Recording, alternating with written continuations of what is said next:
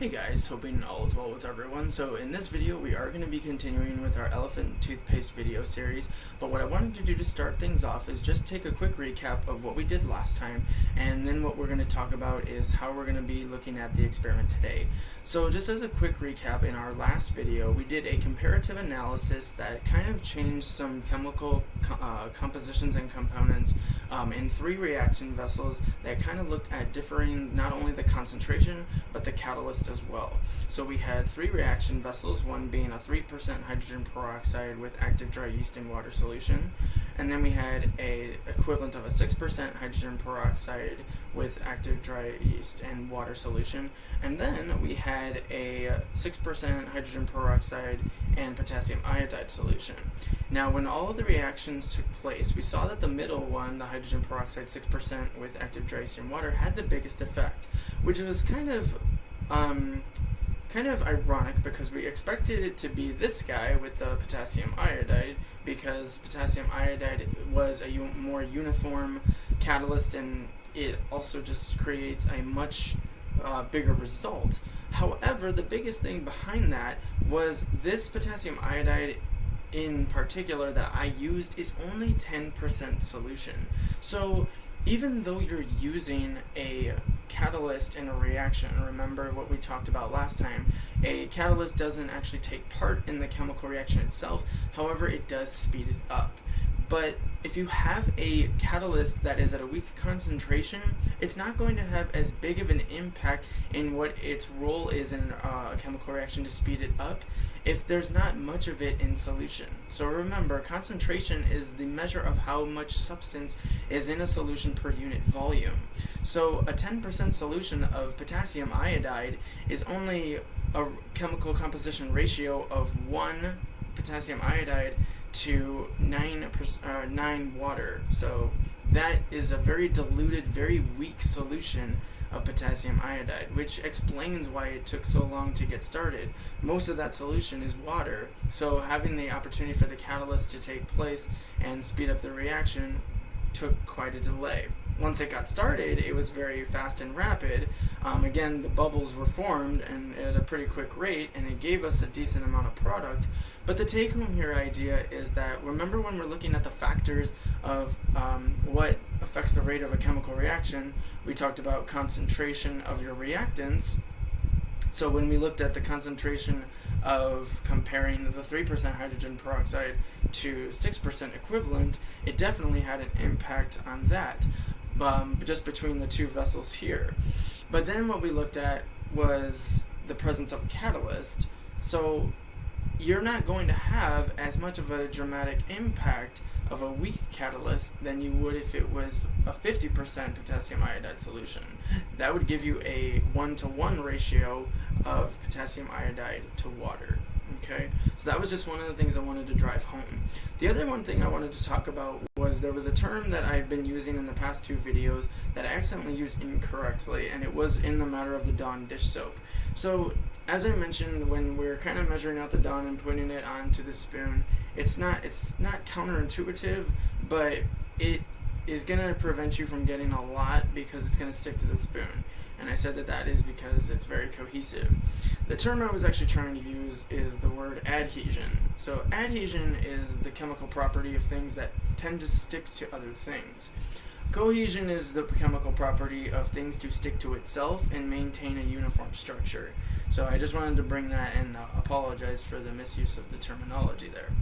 But what we're going to be looking at today is going to be looking at not more of a scientific aspect, but a mathematical one. So in the very first video, I was talking about how one of the biggest things that you can do to change kind of your physical appearance or effect of your reaction of your elephant toothpaste is having a very bottleneck-like shaped vessel. And one of the things that we're going to kind of zoom in on with this experiment is the diameter and area of the vessel itself at the top. We're going to be zooming in on those aspects because when we're really looking at is area. So we're going to be looking at into kind of our discussion today. But before we do, I just kind of want to show you the difference between these 2 vessels. They are significantly different in terms of their overall shape and structure, but we're going to zoom in on something really quick here. So when it comes to these two vessels, they're pretty, what we're going to look at here is the overall diameter of the vessel itself. So this Erlenmeyer flask has a diameter of about 1.5 inches. Okay. And then this volumetric flask, I know it's much more of a longer neck, but more importantly, looking at its radius, it has a diameter of about 0.75 inches. So you have a diameter of 1.5 inches and 0.75 inches. So you're looking at a radius of 0.75 inches and a diameter of 0.375 inches, or a radius of 0.375 inches. So one radius is half the other. So we're going to be looking at how that creates an impact.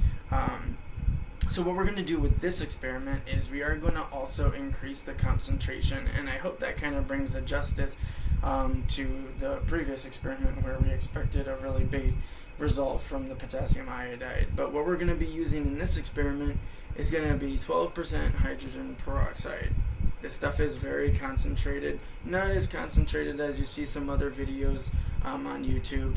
The big percentages like the 30% and 35% give you a pretty big impact, but this will definitely show kind of from our original 3%, we've now quadrupled the concentration. So just to go over the supplies that you're going to need for this, again, we're going to be using these two different types of flasks, Erlenmeyer and volumetric. And then we have our hydrogen peroxide. And then I'm going to be using two different food colorings just for the differential effect. And then we're going to have our yeast again.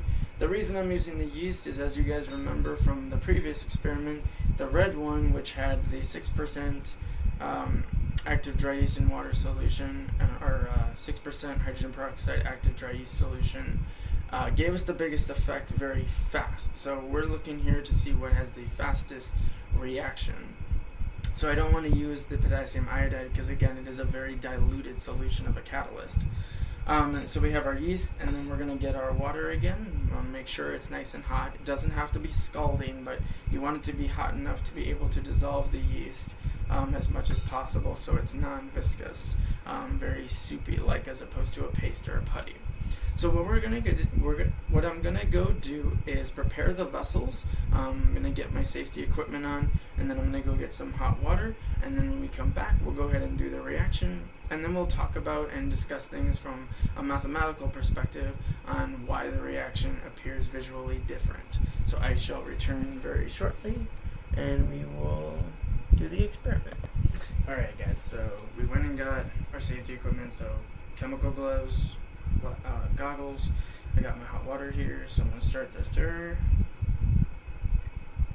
And then the only other things so these are both 100 milliliters of 12% hydrogen peroxide. So I just need to go ahead and add my dish soap. So let me go ahead and grab that real quick.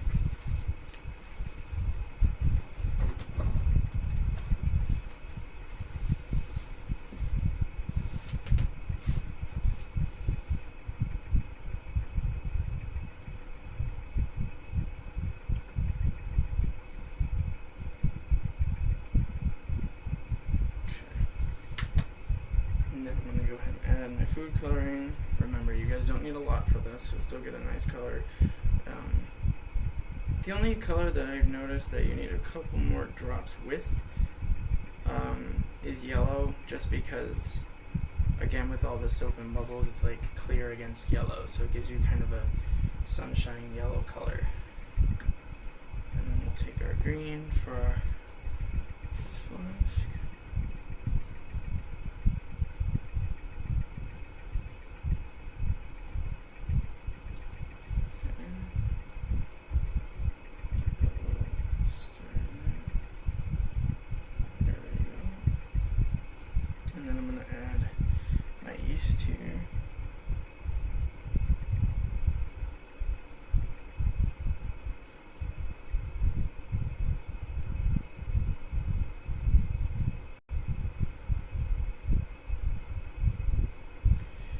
So remember, you're trying to avoid a paste here.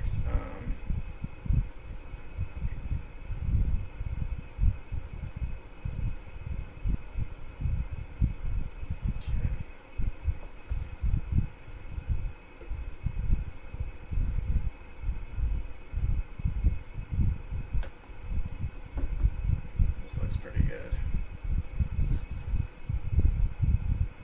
Now another option, again, that you have is that you do kind of want a funnel for this, especially if you're using a volumetric flask.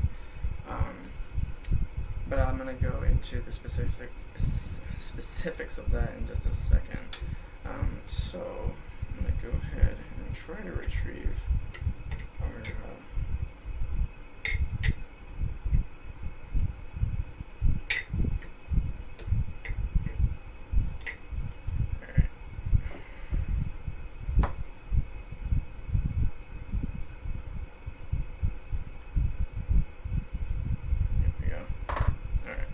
I'm going to do 30 milliliters in each of these two smaller flasks. Or beakers, sorry.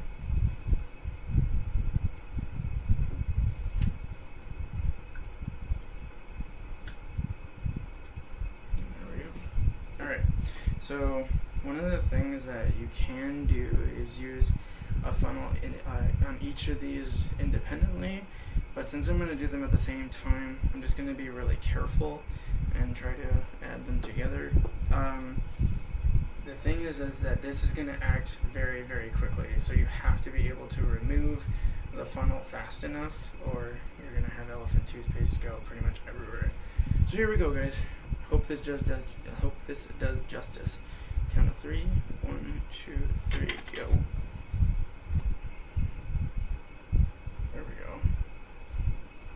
A lot better. So you guys can see, as I tried to quickly pull it away, still got foam on it pretty fast. But what you might have been able to see is that this guy had more of a geyser-like effect. So we're going to talk about that.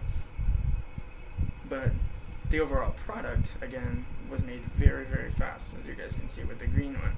So what we're going to go ahead and talk about in our discussion is exactly why the different visual effects appear, and again, that's very related to some geometry in relation to circles. So I will see you guys shortly. I'm going to let this run for a little bit, and when we come back, we'll talk about it. Alright guys, welcome back. So in this video, in this part of the video, we're just going to go ahead and discuss a couple of things. I just wanted to kind of show you where our reactions kind of ended up. But again, everything's kind of started to dissipate. But let's go ahead and talk about kind of the mathematical aspect of this reaction. So as I mentioned, what we're going to kind of be comparing is the radius, or the area of the two vessels and what kind of creates the geyser-like effect. So here we have our Erlenmeyer flask with a radius of 0.75 inches, and here we have our volumetric flask with a radius of 0.375 inches. So when you calculate the area of a circle, remember it's definitely proportional to radius. So area is going to be equal to pi times radius squared. So I went and did kind of all the number crunching here. And so with our Erlenmeyer flask, we have an area that is equal to 1.767 inches squared, round to the nearest thousandth. And then we have our volumetric flask, which after rounded to the nearest thousandth is 0.442 inches squared. So when you do the math and you divide the area of the Erlenmeyer flask to the over the volumetric flask, you get a quotient of about 3.998, which means that the area is affected by a factor of 4. So the Erlenmeyer flask has 4 times the area of a volumetric flask. What that means for us in a scientific aspect and the visual effect of the reaction is that this volumetric flask is going to constrict or restrict the reaction to go to a more of a geyser-like effect, because it's going to be pushing itself upward, as opposed to the Erlenmeyer flask, which has a higher area, which means that it's going to allow a lot more of the product to go somewhere. So because so much product is being made in the volumetric flask, it has very little space to go, so it's going to go upwards. That's the closest exit to the vessel, so to speak. And then the Erlenmeyer flask is going to be just more like a volcano because it has more of an area for the reaction to leave. Okay. So that was just one of the aspects that I wanted to talk about with one of, as we increase the concentration. But I hope you guys enjoyed this video, and I hope to see you guys next time where we'll be continuing our science demos here. But if you guys like the video, don't hesitate to like and subscribe. And if you have any requests for any particular science demo, physics, or anything like that, I would love to do them for you. But I hope you guys please take good care of yourselves, and hope to see you guys soon. Thank you for watching.